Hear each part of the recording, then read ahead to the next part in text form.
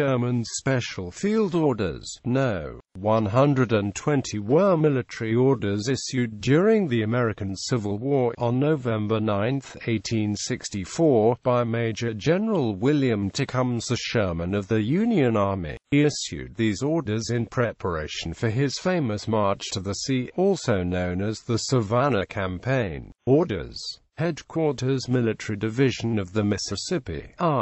For the purpose of military operations, this army is divided into two wings, viz. the right wing, Major General O. Howard commanding, composed of the 15th and 17th Corps; the left wing, Major General H. W. Slocum commanding, composed of the 14th and 20th Corps. 2. The habitual order of march will be, wherever practicable, by 4 roads, as nearly parallel as possible, and converging at points hereafter to be indicated in orders. The cavalry, Brigadier General Kilpatrick commanding, will receive special orders from the Commander-in-Chief. 3. There will be no general train of supplies, but each corps will have its ammunition train and provision train, distributed habitually as follows. Behind each regiment should follow 1 wagon and 1 ambulance. Behind each brigade should follow a due proportion of ammunition wagons, provision wagons,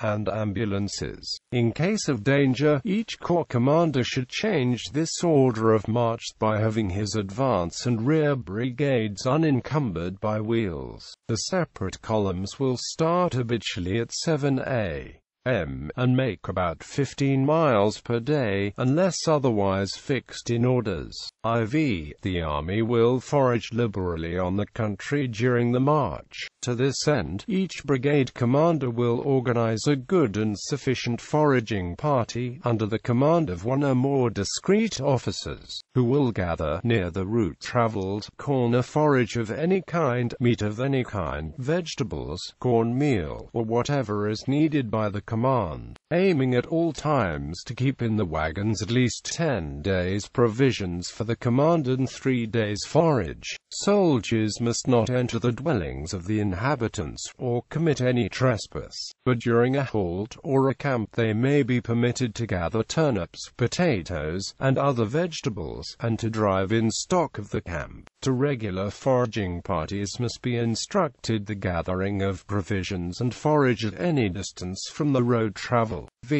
To Army Corps commanders alone is entrusted the power to destroy mills, houses, cotton gins, and and for them this general principle is laid down. In districts and neighborhoods where the army is unmolested, no destruction of such property should be permitted, but should guerrillas or bushwhackers molest our march, or should the inhabitants burn bridges, obstruct roads, or otherwise manifest local hostility, then army commanders should order and enforce a devastation more or less relentless according to the measure of such hostility. As for horses, mules, wagons, and belonging to the inhabitants, the cavalry and artillery may appropriate freely and without limit, discriminating, however, between the rich, who are usually hostile, and the poor or industrious, usually neutral or friendly. Foraging parties may also take mules or horses to replace the jaded animals of their trains, or to serve as pack mules for the regiments of bridges. In all foraging, of whatever kind, the parties engaged will refrain from abusive or threatening language, and may, where the officer in command thinks proper, give written certificates of the facts, but no receipts, and they will endeavor to leave with each family a reasonable portion for the maintenance. 7. Negroes who are able-bodied and can be of service to the several columns may be taken along, but each army commander will bear in mind that the question of supplies is a very important one, and that his first duty is to see to them who bear arms. Publication in the official record. This order is part of the official records of the American Civil War.